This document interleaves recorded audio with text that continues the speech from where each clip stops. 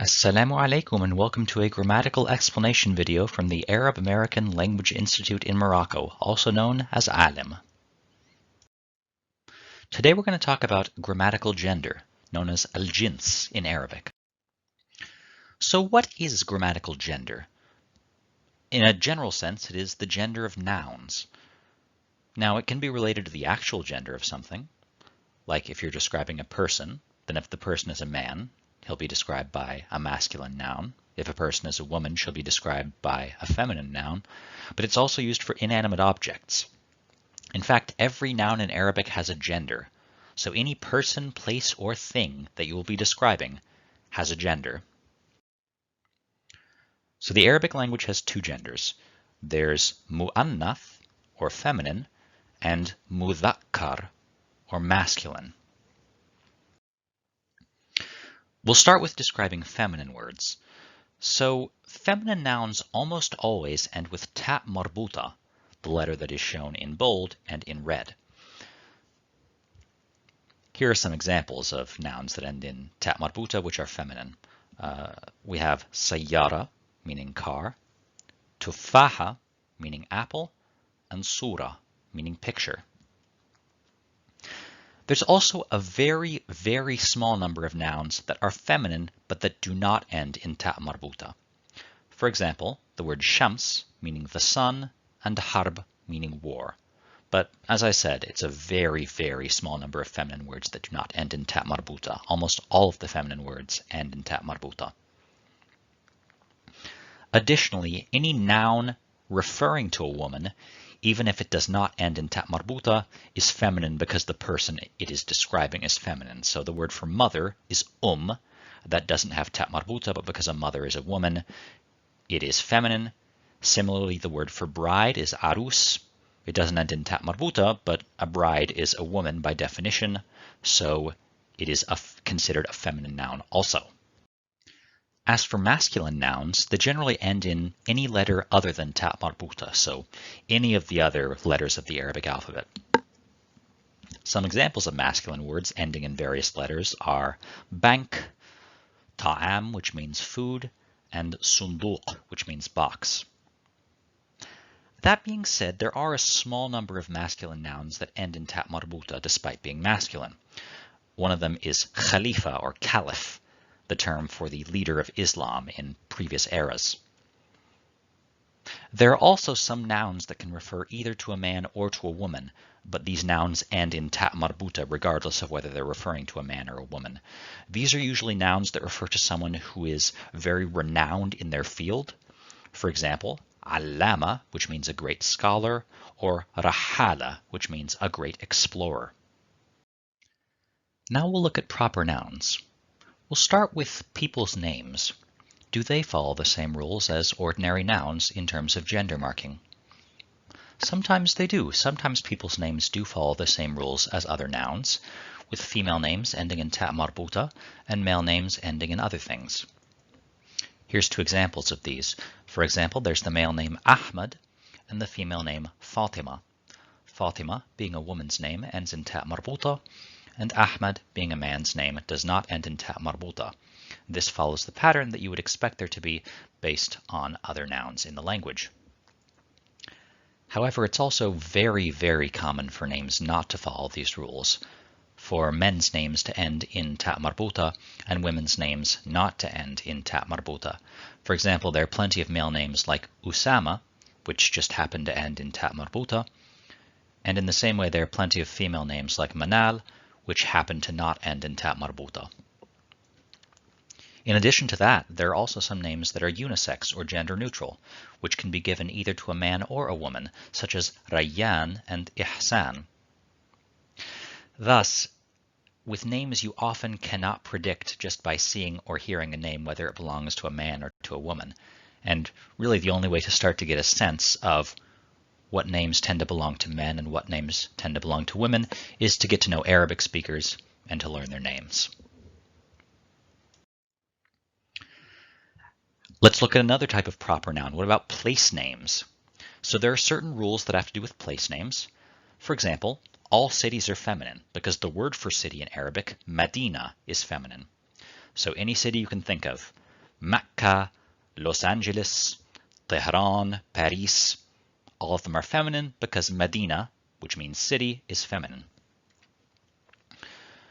What about countries? So all non-Arab countries, their names are feminine.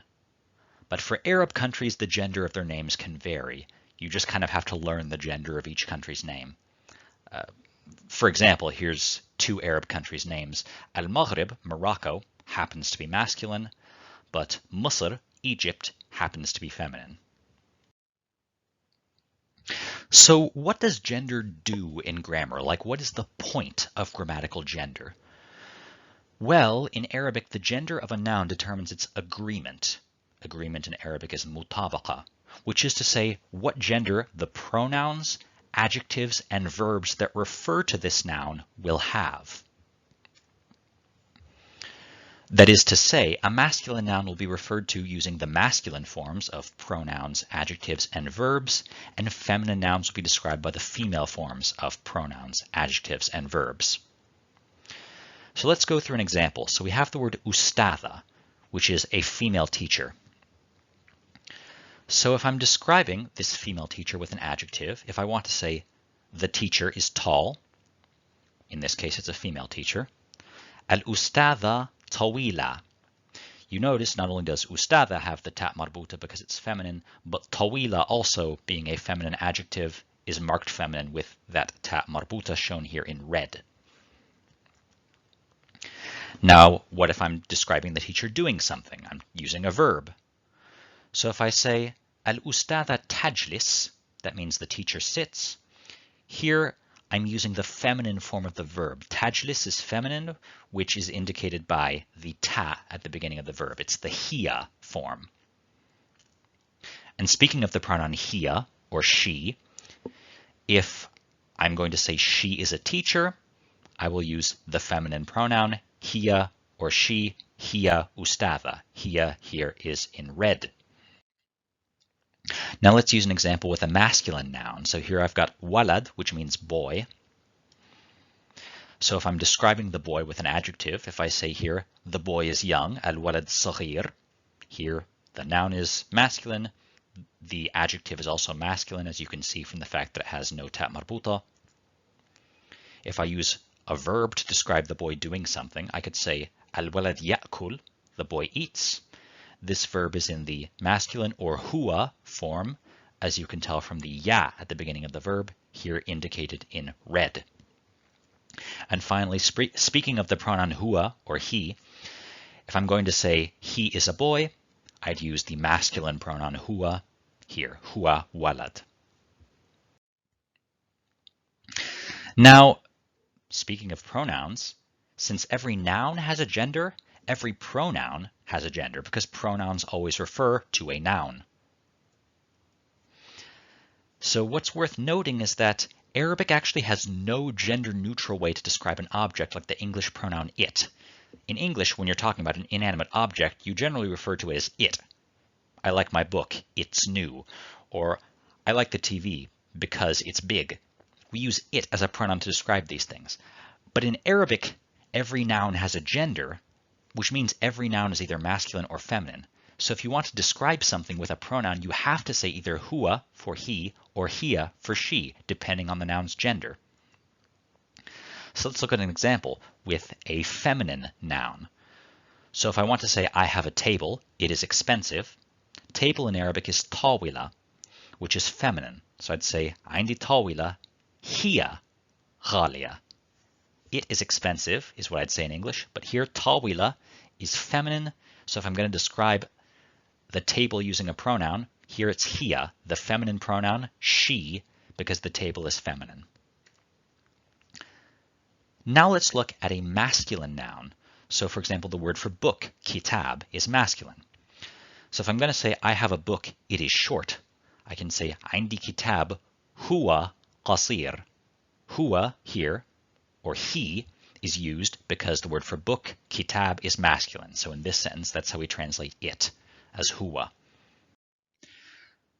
Now when I mentioned that every person and everything, even inanimate objects, has to be referred to with either a male pronoun or a female pronoun, You may have been thinking about the fact that there are some people in both the English-speaking world and the Arabic-speaking world who identify themselves as non-binary, that is, neither as male nor as female, but as something else. Now, in the English-speaking world, many use gender-neutral pronouns to refer to these people. But what about in the Arabic-speaking world? What kinds of pronouns do these people use when they want to be referred to? Now, the LGBT plus community in the Arab world is not as widely known or as widely accepted as it is in the English-speaking world. For this reason, there is often not a lot of openness or a lot of discussion of these topics in the Arabic-speaking world. That being said, in LGBT plus circles, or in activist circles where people are fighting for LGBT plus rights, those who are non-binary usually ask to be referred to in one of two ways. Either via alternating between huwa and hiya, so as not to stick to one gender-specific pronoun, or via using the dual pronoun huma. Because dual things in Arabic refer to two people, or two things, the idea is that using a dual pronoun here will convey something like incorporating both male and female aspects in the person's identity. That being said, the LGBT plus rights movement, especially in the Arabic-speaking world, is a young movement, and the language relating to it is still in flux. Standards have not really been set. So the usage of individual people might vary from what was presented here, and it might vary from place to place. And of course, it might change in the future. That being said, as of the present time, this seems to be the standard for what is used.